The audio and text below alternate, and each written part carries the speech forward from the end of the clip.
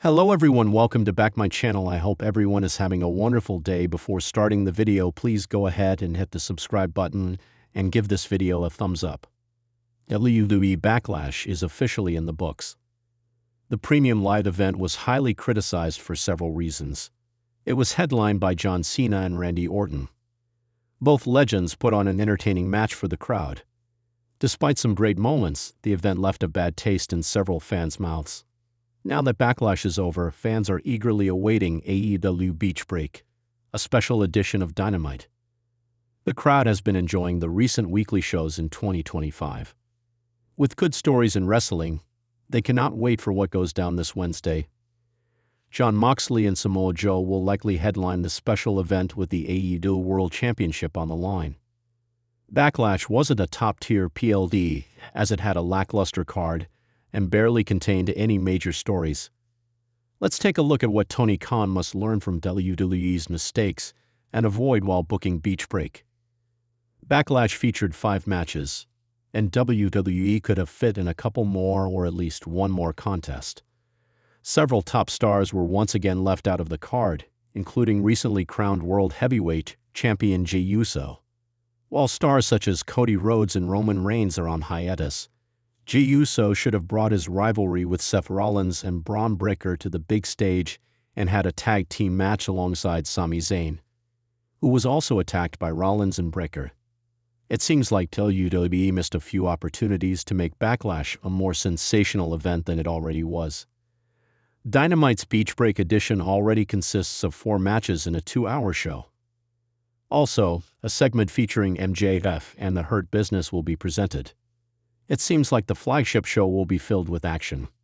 While WWE had no stipulations for any contest, AEW will be closing the show with a steel cage contest. Tony Khan must avoid underbooking the card, like Triple H did for Backlash. If stars deserve to be on the card, they should be present. It is safe to say that, unlike the match card, WWE kind of overbooked the premium live event. Out of 5 matches, 4 had run-ins, referee bumps, and outside interferences. El Grande Americano cost Penta his shot at the Intercontinental Championship, while the debuting Jeff Cobb assisted Jacob Fatu to retain the United States Championship. Even Michael Cole tried to help Pat McAfee during the latter's bout against Gunther. John Cena received help from R-Truth. The only match that didn't have any outside interference was Becky Lynch versus Lyra Valkyria. AEW should have fewer interferences at Beach Break, as many of these angles may lose their essence when overdone. Among the 4 matches, only the Don Callis family could interfere and ruin the only tag team match on the card. Except for Pat McAfee versus Gunther, every match on the Backlash card was a championship match. Unfortunately, every champion was booked to retain their titles. Fans crave unpredictability and surprises on major pro wrestling shows. Crowning new champions is a great way to shock the fans. WWE had several opportunities to capitalize on the situation, but they didn't. Meanwhile, in AEW, fans have wanted Samoa Joe to dethrone Jon Moxley for a while. Many believe they should pull the trigger tomorrow and let Moxley drop the championship. It will be interesting to see how Tony Khan will book the Beach Break edition of Dynamite this Wednesday. WWE Backlash 2025 in France brought the fireworks, but it also brought several controversial decisions that set social media ablaze for all the wrong reasons. While the European crowd delivered energy unmatched, WWE's creative team and upper management stumbled in key areas that ultimately watered down what could have been one of the most powerful post-WrestleMania events in recent history. With AEW Beach Break 2025 on the horizon, Tony Khan has the opportunity to learn from WWE's missteps and steer his promotion clear of similar pitfalls. From misused talent to momentum-killing finishes, Backlash was a lesson in how quickly excitement can give way to frustration. Backlash 2025 opened with a hot crowd in Lyon, buzzing from the fallout of WrestleMania 41. The stage was set for a blockbuster show featuring championship bouts, dream matches, and emotional rivalries reaching their boiling points. However, WWE made some creative decisions that hurt the long-term momentum of several top-tier acts. One of the glaring issues was the mishandling of Cody Rhodes' undisputed WWE Championship defense. While Rhodes walked in with all the hype following his monumental win over Roman Reigns, his opponent at Backlash felt underwhelming. WWE's choice to pit Cody against LA Knight, who had just come off a lukewarm feud with Grayson Waller, didn't quite capture the essence of a first title defense for the newly crowned face of the company. LA Knight's popularity wasn't enough to mask the lack of narrative build-up. The match quality was solid, but the stakes and storytelling fell flat, making it feel like filler rather than the epic showcase it should have been. AEW must avoid booking its champions in matches that don't match the weight of their title reigns. Tony Khan has a tendency to stack match cards with little regard for narrative cohesion, and this is where Beach Break could suffer if championship bouts are treated as exhibition showcases, instead of climactic showdowns born of long-term feuds. Another misstep at Backlash was the misuse of the women's division, which continues to be one of WWE's most hotly debated creative areas. Following the incredible crowd reactions to Jade Cargill and Naomi at WrestleMania 41, fans expected a major showcase for them at Backlash. Instead, the women were relegated to a tag match that barely got 10 minutes, and most egregiously, was placed between the Intercontinental title match and the main event, causing it to suffer from the infamous cool-down spot stigma. It was a massive waste of momentum. WWE had all the tools to launch Naomi and Jade as the division's new pillars, but instead it gave fans a match with no real stakes and no clear direction forward. AEW's women's division has often been criticized for being underdeveloped, but Tony Khan now has an open path to capitalize. If AEW can give Mercedes Moné, Willow Nightingale, Toni Storm, and Deonna Purrazzo meaningful screen time in main event caliber matches at Beach Break, they'll prove that they're learning from WWE's costly oversight. Tony needs to prioritize his women's roster not just in title matches, but in storytelling, factional rivalries, and compelling arcs that extend beyond the ring. Then there was the curious case of the bloodline, or rather, what remains of it.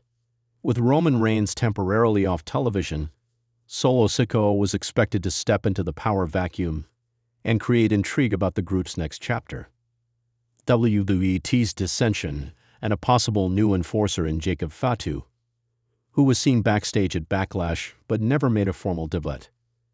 Fans waited eagerly, expecting the show to end with a bang. Instead, we got a backstage segment that did nothing but drag out an already muddled storyline. The angle felt like it was in slow motion, killing the pacing of the event and squandering what could have been a jaw-dropping surprise to close the show. Tony Khan, who is no stranger to faction drama, must understand that holding back major reveals can be risky business. AEW has teased a possible return of the Elite's darker side and potential implosions within the Undisputed Kingdom. Beach Break could be the moment where AEW makes a bold move. Whether it's Adam Cole turning on Roderick Strong or a debuting free agent shaking up the title picture, Khan must pull the trigger at the right time, not a moment too late. If you tease a storm, don't let it end in a drizzle. But perhaps the most subtle mistake WWE made at Backlash was underestimating the international crowd's ability to elevate homegrown talent. The French fans rallied behind every performer who gave them passion, especially mid-card acts like Chad Gable and Bronson Reed. Yet those moments weren't followed up with proper victories or character development. Gable's heartbreaking loss in his Intercontinental title match once again positioned him as the lovable loser, which has started to feel less inspiring and more creatively lazy. AEW has a prime opportunity with its own crop of mid-card stars. Wrestlers like Powerhouse Hobbs, Daniel Garcia, and Ricky Starks are primed for breakout moments if booked to win when it matters. Tony Khan should recognize that crowd momentum is currency, and cashing in at the right time is key. If Garcia gets a massive reaction at Beach Break, let him shine. If Hobbs feels like a beast in his squash matches, don't keep feeding him breadcrumbs, give him a meal. AEW has the advantage of a flexible narrative structure. Tony can adapt quickly. WWE's creative machine, by contrast, often feels like it's stuck in a 3-month loop. What Backlash 2025 demonstrated is that even the most exciting card on paper can crumble under weak storytelling and missed opportunities. WWE put together a technically sound event with a hot crowd and talented performers. But that's not always enough. Wrestling is a storytelling medium, and when storylines are rushed, diluted, or put on pause, fans notice. AEW Beach Break 2025 needs to do the opposite. Tony Khan has the chance to tell tight, emotional, and risk-taking stories that matter to fans. Lean into the factions. Pay off your long-term booking. Give your mid-card talents breakout moments. Elevate your women's division. And most importantly, don't be afraid to surprise us in ways that actually make sense. WWE has proven over the years that big stadiums, pyro, and legacy stars can carry a show to a certain extent. But when that sheen wears off, fans demand something more substantial. AEW doesn't have the luxury of coasting on nostalgia. They need to be sharp and innovative. With the likes of Kenny Omega recovering, MJF teasing a return, and Will Ospreay rising through the ranks, AEW has more than enough ammo to create a beach break that becomes a defining event for the company in 2025. That won't happen if it mirrors WWE's conservative playbook. Instead, Tony Khan must embrace unpredictability. Not the kind that confuses, but the kind that excites and rewards fans for investing their time and emotions into AEW programming. In the wake of Backlash 2025, the message is clear. The wrestling world is watching, and the bar for creativity has never been higher. Whether AEW clears it or trips over it will depend entirely on how much Tony Khan is willing to trust his gut, take risks, and most of all, listen to his audience. WWE didn't. That's the biggest mistake of all. Thanks for watching this video, and please subscribe our WWE official YouTube channel for more update news.